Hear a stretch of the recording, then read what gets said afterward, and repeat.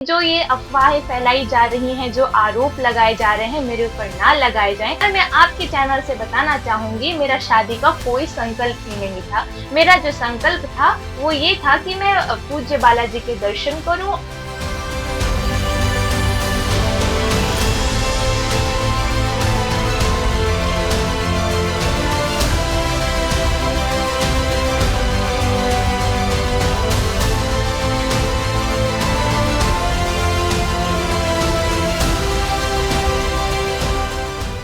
20 साल की शिवरंजनी तिवारी अचानक ही सुर्खियों में आ गई और ऐसा होना भी लाजमी था, क्योंकि वो बाबा बागेश्वर धाम के पीठाधीश्वर धीरेन्द्र कृष्ण शास्त्री से शादी करना चाहती थी और ऐसा सूत्रों से पता चला था।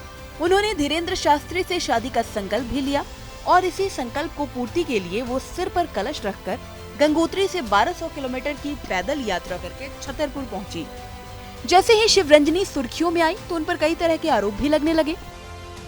शादी का प्रस्ताव को लेकर तो मैंने ये कहा था कि अगर मेरा पर्चा खुलेगा, पूज्य महाराज श्री अगर मेरा पर्चा खोलेंगे तो वो बता देंगे कि अगर मेरा शादी का संकल्प है या नहीं, इसमें कितनी सच्चाई है। तो ना मेरा पर्चा खुला, ना मेरे संकल्प के बारे में पता चला। और मैं आपके चैनल से बताना चाहूंगी, मेरा शादी का कोई संकल्प ही नहीं था। मेरा जो संकल्प था वो ये था कि मैं पूज्य बालाजी के दर्शन करूं। और जिस सफर में मैं चली हूँ, चूंकि मैंने पहले भी बताया है, जब मैंने 11th में बायो ली थी तभी मैं सोच चुकी थी कि मैं कैंसर के ही फील्ड में जाऊंगी।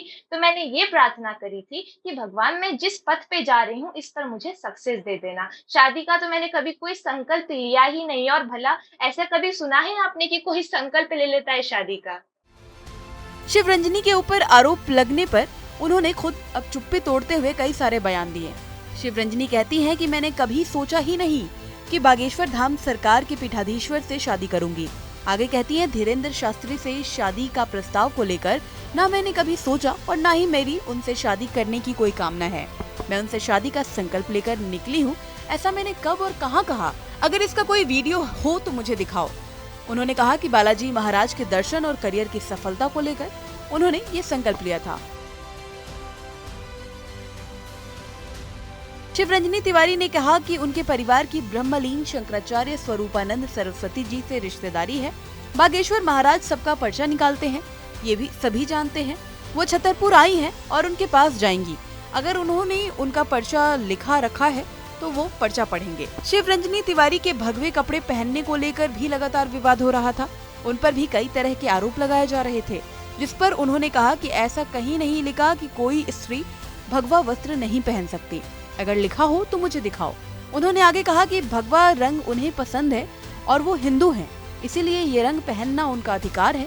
जब उन्होंने यात्रा निकाली थी तो गंगोत्री से गंगाजल लेकर बागेश्वर धाम तक जितने तीर्थ स्थल हैं उन सब पर जल चढ़ाने की बात कही थी।